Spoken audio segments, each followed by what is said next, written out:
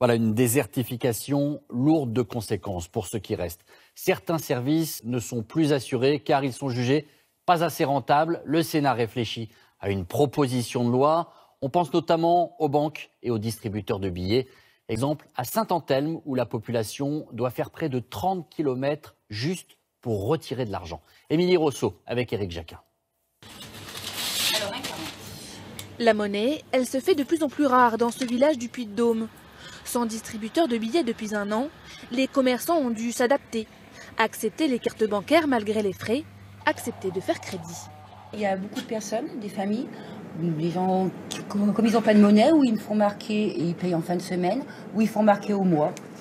Pour se procurer du liquide, pas le choix, il faut prendre sa voiture et parcourir une vingtaine de kilomètres. Les gens qui n'ont pas de véhicule ou qui sont plus handicapés, il faut qu'ils s'organisent, oui, ou qu'ils se fassent aider par quelqu'un. Du matin, quand on se lève, on dit bon ben là il me faut ce temps pour ma semaine. Bon ben on va à la poste ou on va à la banque.